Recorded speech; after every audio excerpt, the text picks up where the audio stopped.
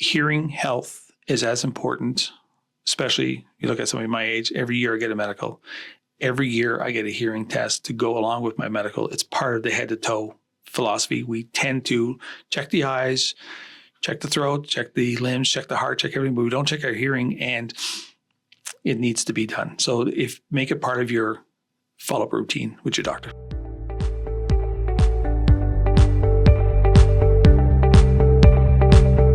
Welcome back to Hear Me Out with Belinda. Do you know that you need a hearing test? But the thought of having to wear a device that's always squealing or needs constant adjustment really puts you off taking that first step. Then today's episode is for you. In studio today, I have my business partner and seasoned industry expert, Darren Jones, and he's going to talk us through how the hearing care industry has changed and what you can expect from a modern hearing aid device. Welcome, Darren. Good morning. Thank you for having me. You're welcome.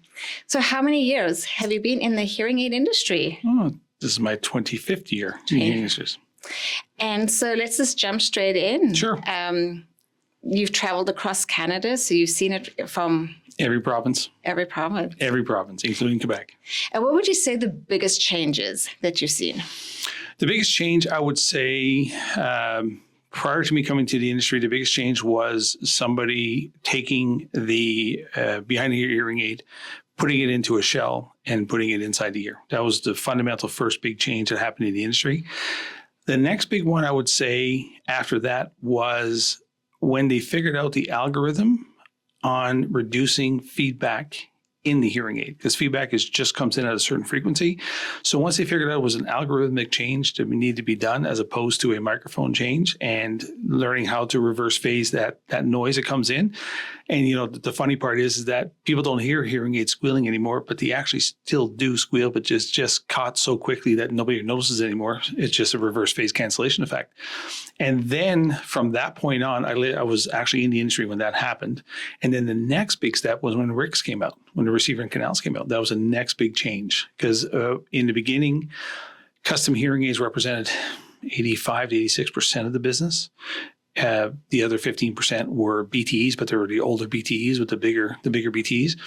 RICs came out and actually fundamentally shifted the whole thing. So now custom hearing aids are not a thing in the past, but very small part of the business, where RICs are have the lion's share of the business, and not just in Canada, in the US. We're seeing that all over the world. Wow. I don't even know what to say. I thought we were going to be starting with those door-to-door salesmen, in the 1970s that had a vacuum cleaner in one hand and a hearing aid in the other. I got a few stories about those too. And they would knock on the door. But I think maybe just to unpack it for the listeners. So, custom is we refer to it as a CIC, which is a, custom in the canal product with a receiver in the canal, meaning those ones that are more modern, behind the ear. And then the BTEs, which would be the bigger versions and more traditional ones that I think a lot of people think of still, which are made, but they are made, as we know, for the people that have more of a significant hearing loss. Well, if you want to go back to that point, I can go back to that point. When I first started, they don't exist anymore. Some of them are still around because they've been around forever.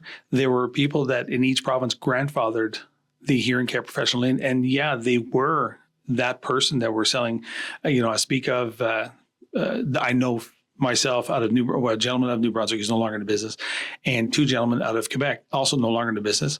That were grandfathered into the hearing care licensing when everybody became licensed. And they did start off door to door selling hearing aids from the back of the car. And at the time was just BTEs, and it was a quick fit, battery on, the test. But if you want to go back further, when I first started, hearing aids were programmed with a screwdriver and trim pots. Yes. There was no such thing as a computer hooking up to a hearing aid and giving you the modern device we have today.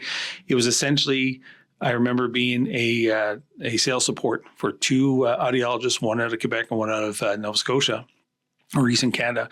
And they taught me what trim pots were. And I said, I wanted to learn because being sales support, I wanted to be the person who could answer that question. And what it was is essentially just you turn turn the dial. Every hearing care professional had a screwdriver in their pocket, literally a small screwdriver, and he would go, ba, ba, ba, ba, ba. How's that? How's that? How's that? So the fun part is that I got to learn the idiosyncrasies of what it does, knee points, compression ratios, and stuff like that, way back when you still had access to doing knee point compression ratios. I'm not going to get too technical and all that stuff there, but also seeing the progression with software being developed. And now it's taken out of the hearing care professional's hands, and now the software does it for you based on the input you put in from a hearing test. So I've been around long enough to know that I've seen the trim pot, I've seen the first digital hearing aid, and to see what they are today as well and what they can do for you today. Yeah, I know when I started in the industry 17 years, I only saw two actually come into the clinic, and the hearing care professional had to make the adjustments with the screwdriver. So I think they were a little bit older, obviously, at that time. Absolutely. But he was still able to make the adjustments for the client. But I think those ones, they were linear devices, right? So just talk through to our viewers, a linear means most of the frequency were amplified, or would you disagree? I would say in the beginning, they were linear. They had a certain fitting formula associated to them. And eventually they went over to a wide dynamic compression ratio range. That now I'm getting way technical right now. So what does that mean, like to our viewers? Wide dynamic compression ratio meant that you had more capacity to change some compression ratios, which you actually had to control. So compression ratio would basically be the sounds would go to a certain level, and then the hearing aid would then say, okay, above this decibel level, we compress it. So then when you had that hearing, that became sort of the first ones where it gave, as opposed to amplifying everything, you can start to really amplify different things. And the compression ratio, basically, we set it over, we found out what your uncomfortable level was, and then we went to there. And as soon as it got to that uncomfortable level, the hearing aid actually attenuated sound after that. Mm-hmm. So now we see that technology today, even though it's called digital technology, in devices for shooting guns and loud noises. That's what's fundamentally being used, is that formula there. So it sounds like there's a lot of, I think I know as well, there's been a lot of changes and advancements, and the modern hearing aids are not the same as what we purchased years ago, because there's been a lot of investment into the development and research of it. Do you think that is, because I get a lot of people still in the clinic saying, it doesn't cost, several $1,000s to build a hearing aid. But I think what they're forgetting is exactly what you're talking about. It's all the technical side of things. It's the research and development that's going into the product to help them hear better. And that's actually part of, a lot of what they're paying for. A lot. That's one aspect of it. You're right. Being on the manufacturer side for 15 years prior to coming over to the Hear Right Canada side, I did get that. Every time I went to a show to support a customer of mine, I would get that. Well, it only costs you so much, because Marketplace did a great story on that. And you are right. However, being on the manufacturer side, if you see what the research and development budget is for these products to make them better, faster, back in let's go back to the early 2000s, there was more technology in the hearing aid at that point. Let's go back, not even that far. Let's go back to 2016. There's more technology in the hearing aid at that point than there was that went up into space in '69 with the spaceship. Just think, and it's in your ear. Just imagine that stuff there. And we also forget the other component. We always, pick on the manufacturing side, but we also forget the hearing care professional who has to get licensed, kept up. Their license has to be validated every year. They have to go through continuing education programs. They have to be on top of what's going on with technology. And at the end of the day, they're the person you come back to when you have any problems. So consultations and so on and so forth plays a big role in that. They always pick on one side of it. I always like to talk about the other side too. Everybody is licensed here. Everybody has a certification. Everybody has to keep current, and it's the betterment. So for the price of that product, you do get supported for 3 years. Yeah. One of the things is that, being a hearing care professional myself, I think the value not only in the product, but it is in the hearing care and the person's experience, because even though we can talk about, all the different things, the compression ratios and what's built into the software, each manufacturer's software is different. Sure. And each sound is slightly different and maybe better suited to a person's lifestyle or hearing needs. So there isn't a sort of one size fits all. It's about making sure that the person's getting the correct product for their lifestyle and hearing needs. And that's all, part of that personalized or that patient-centered care is what we talk about. And from the manufacturer's perspective, they look at what is in demand the most. So yeah, we do come across in our clinics as from time to time somebody that has that one-off odd type of hearing loss that needs some specialty treatment to do it. And when you reach out to different manufacturers, says, yeah, we don't have that, we don't have that, we don't have that, because they also go by a chart of, hey, what is the most common thing out there? Yeah. And when you get into that there, they tend to forget that what the hearing professional does for you on a day-to-day basis is also important, because they do that research for you. They find you that perfect thing. And yes, you're right. They also set the realistic expectations of what a hearing aid will do. Back in Ontario, I do a show once a month on a radio station called Ask the Expert. And it's always a little bit of, oh my gosh, it's an open line. So I don't know what questions are coming in. And this is, I've been doing that for 4 months. And the first few questions were about the price of hearing aids and so on and so forth. But then as time went on and you set the story and you say, listen, this is how it operates. You get more questions about why is it not here? Why is it not helping me? And I've said many times on air, says, if that hearing aid is not helping you, and I've always asked the agent of the hearing aid, please go back to your hearing care professional. Tell them what's going on. That is their role in your journey to make sure that you do. And what you find is that a lot of people don't advocate for themselves and are scared to come back and scared to be, oh, I'm a burden. You're not a burden. This is what we do. We're here to make sure you're satisfied. The last thing we need is for you to get these hearing aids and put them in your drawer.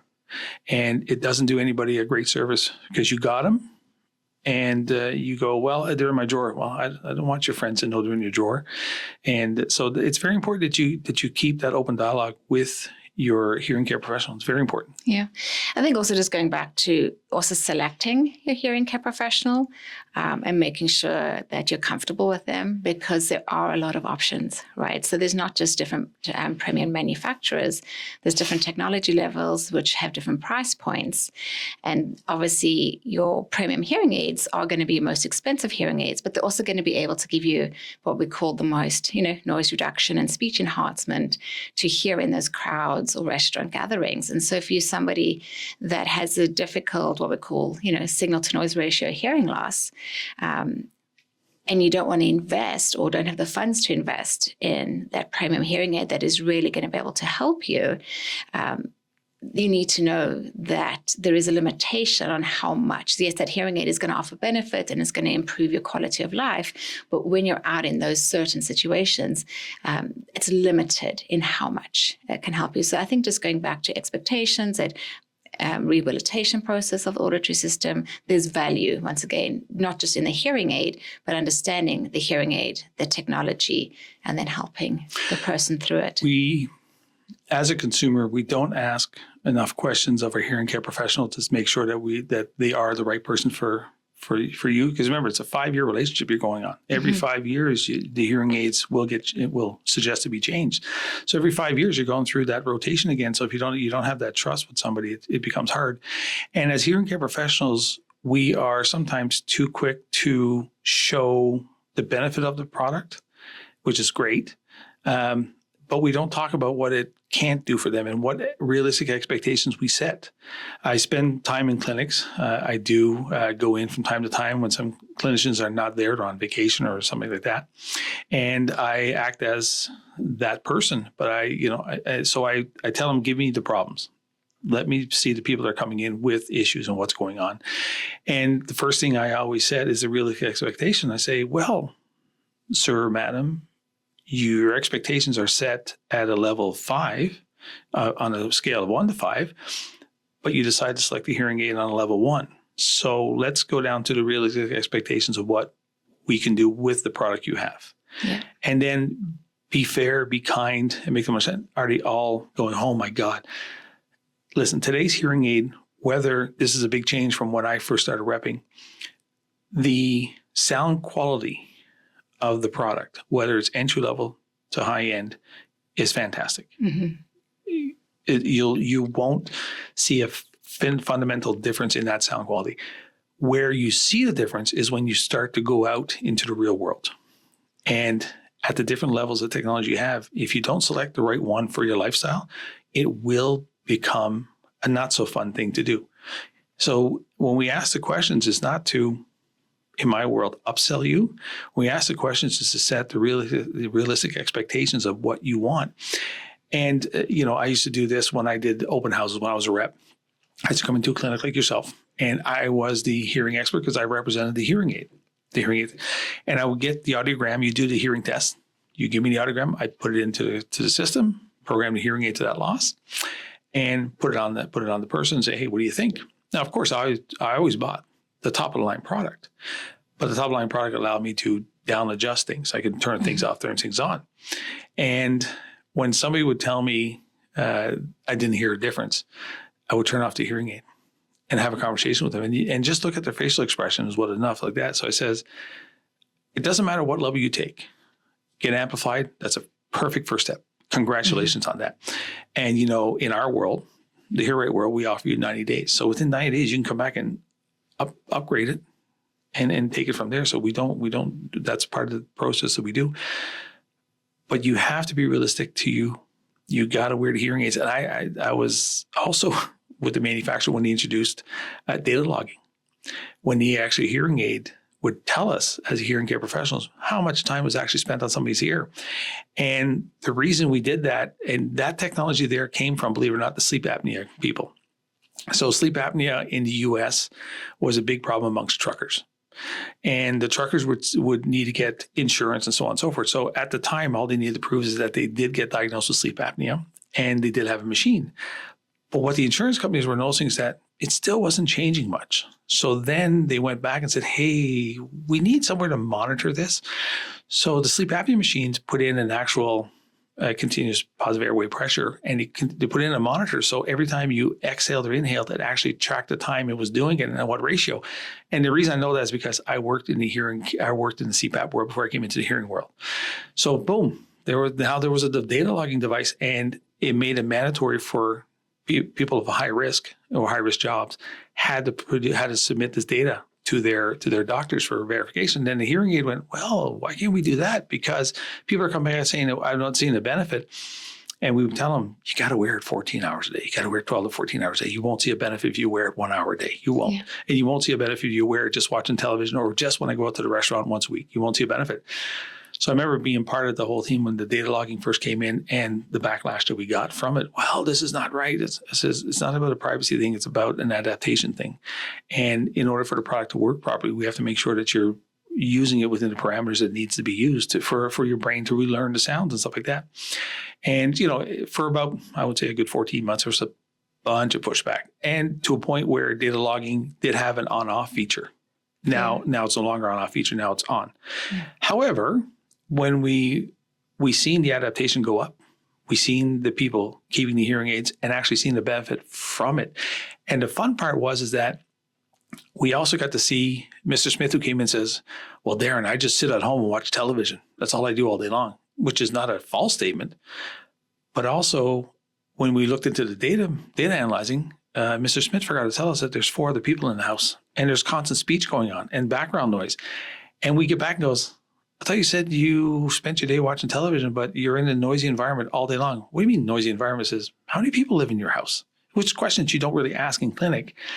But eventually you get to asking that question and you go, well, I'm here with 4 other people. Oh, well, Mr. Smith, here's why it's not working the way it should work for you. You're focusing on your television while the other people are drowning out the TV, so you can't hear it. So we either go, you upgrade the product to something different that will control the background noise, or you get a TV adapter. Then you just put the TV box in your television so you can just get it streamed to your hearing aids. And that's what the adaptation became. And those are the tools that give us to keep you in the product and to help you adapt to the product. So everybody that presents, I've been doing open houses. I did open houses for 5 years. I've heard it all. I've seen it all. I've had people come in with their arms crossed and I don't see a difference. And I would, look at them and say, well, your face is telling me something different, but it's your call. And they come back and go, okay, yeah, you're right. Or, when you bring in that family member sometimes when typically mail. So if I'm in an office, when I used to do open houses, I would go to the male patients who come in, sometimes a little under the radar. Nobody knew they were coming in. And I would look at them and say, so I know you don't want them. Fair. I'm not here to sell you something you don't want. That's not what we do. I'm here to tell you what your problem is, and here's everything. And I know I would always ask them the question, so on your ride over here, what kind of answer were you expecting from me? What were you looking for me to tell you? That everything was okay, right? Well, sorry, I can't do that. However, I want you to promise me one thing. Just promise me one thing. Don't go out, and when you get home to your family and they ask you how everything's going, you say, everything's good. You know it's not true. I know it's not true, but I want you to do us both a favor and say, listen, they gave me a lot of information to process. It's a lot of stuff to take in. And the first starts off with the fact that we told them, oh, you have a hearing loss when you thought you didn't. And then in order to unpack it, you just tell your family, so listen, it was a lot of info. I need to process this. Give me a few days. At least it buys you a few days so you can sit down with yourself and go, okay, do I need to make the next step, or can I live with this a little longer? And when I started talking in that language there, I got more and more people coming back to me and says, you know what? That piece of advice was great, because when I went to the family, they left me alone for a few days. They didn't question me every hour, or sometimes when I stumbled, I didn't hear what they were saying, or I had made them repeat. They didn't come back to me and got a little upset. He says, listen, you took the first step. Let's see what goes on from there. And when they come back to you, they come back to you with not hat in hand. They come back to you with a way going, thanks. Thank you for, at least guiding me through the process of saying, no, everything is fine. Because, you say everything's fine. The minute you trip up somewhere at home, they're going to be back on you. And that's what I used to tell them. I says, don't tell them that. Tell them I just need to process the information. And hey, call me. If you need that extra questions, give me a call. I'll answer the question. But we know where you are, but just you need to process this. So do it for you. Don't do it for anybody else. And that piece of advice there in my latter years of being doing the demos and open houses did some great things for me. And the other thing I used to do is to write down 6 different things we used to talk about. And I would always recommend the level of technology you needed for your hearing loss and what your lifestyle was. And if you went with a price, I went, no problem at all. I'm happy you did that. But I would turn my sheet around and goes, okay, there's 6 things on this list. These are the 3 you cannot come back and talk to me about if you buy that level hearing aid. We agree with that? And you go, well, what do you mean? It says, well, this is what it doesn't do. This is what it will do. And I'm setting a realistic expectation. So I will note this in your file. So if you do take the product, congratulations.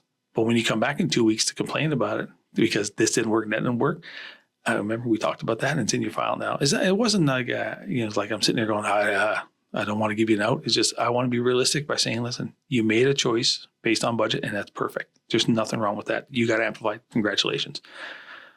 But don't expect the world based on what we talked about. Yeah, I agree with you. I think just getting back to what you touched on a little bit about the data logging and the changes, one of the things that stands out to me most is the rechargeability of hearing aids. Because I remember some of the the older seniors who would really want to put the hearing aids in for church on Sunday because that was the day they were going out, they were having lunch with family or possibly friends.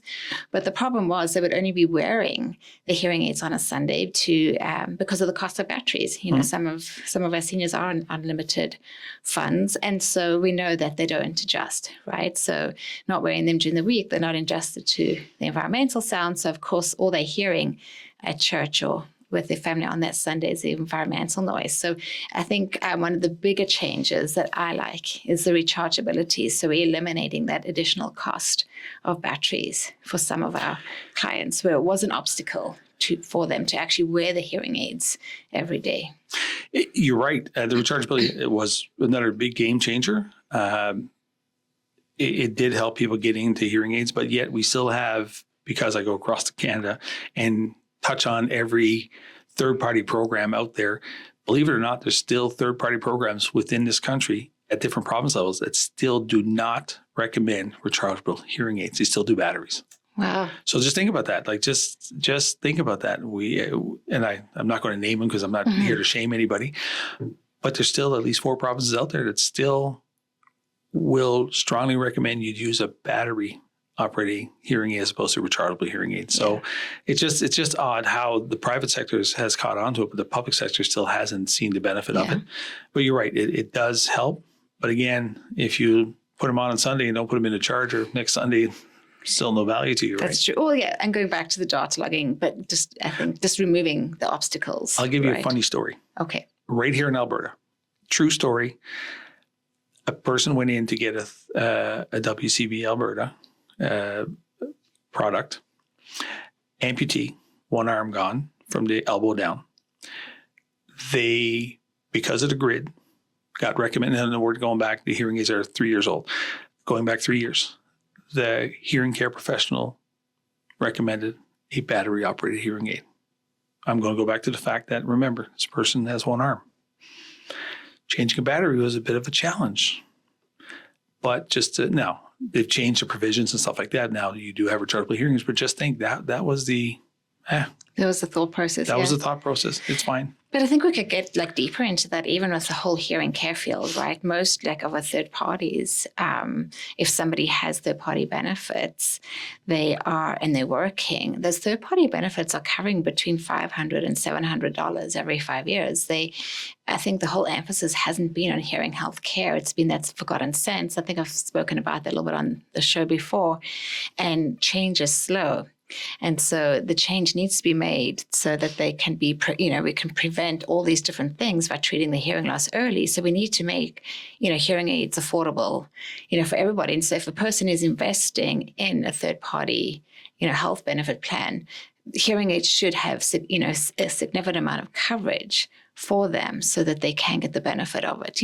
I could moan about glasses as well, though, to be honest, because I think glasses is very limited coverage on a lot of plans as well. So same thing, though.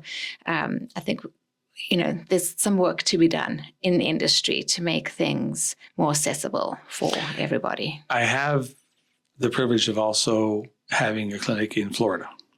So Florida, from a third-party coverage state, is probably the most aggressive in the U.S. And you do see people coming into our clinic in Miami and have third-party coverage, and there's actually a grid system that they can pick from. Doesn't matter what coverage you have.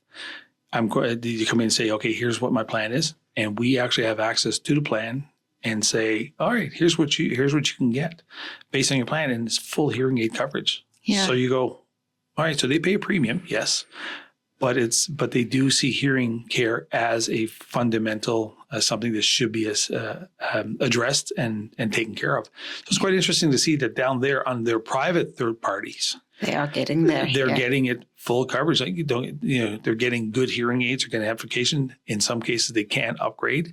In some cases, people don't want to, but they're still getting the product, and it's quite interesting to see. Yeah. I think the biggest takeaway that I'd like to leave the viewers with today is the changes, right? A modern hearing aid is really a digital device. It's a little computer. It's a hearing healthcare device. There's a lot of research and development going into it. So don't be afraid, to come in and get tested. There's a huge variety out there. Work with your hearing care professional to make sure you're getting the one. And, work with someone. I'd even go as far as to say work with a hearing care professional that can offer you a couple of options, because I certainly don't believe that there's a perfect product or perfect manufacturer out there. It's the perfect one for the individual that's coming to you for their hearing care needs. And so, shop around, make sure you've got some options, make sure you've tried a couple of products that you're comfortable, and make the best selection for you at the time. And I'll give you a personal note on that. My hearing loss is good. I don't have a hearing loss. My hearing is good. Been in the industry for 25 years. I do have a set of hearing aids in my bag that I do cheat in restaurants with. I put them in just to take away the background noise. And people go, "Do you have a hearing loss?" No, I'm just cheating a little bit because I'm in the industry and I do that. And so it's hearing health. It is. It's hearing health. And even tinnitus, right? We have people with normal hearing that can benefit from hearing devices because they can play some masking noise. And I'm not going to get into how the whole tinnitus works, but it's exactly that, right? They can help you. You can listen to your podcasts, your music, help you hear better in a restaurant, even with normal hearing. Don't be afraid to reach out to someone, your local hearing clinic, and see how they can help you. And the devices have changed. Yeah. Ask questions. Don't be afraid to ask questions. Yeah. Right. Is there anything else you'd like to leave the viewers with before we wrap up for today? Yes. I would say that hearing health is as important, especially you look at somebody my age, every year I get a medical.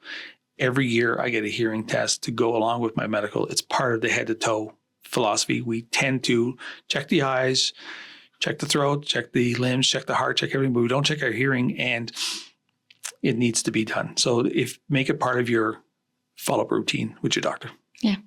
Yeah, so going back to viewers there, our hearing aids have changed. Don't be afraid to go into your local hearing clinic, get a hearing test, see what options are available, and we look forward to chatting with you soon.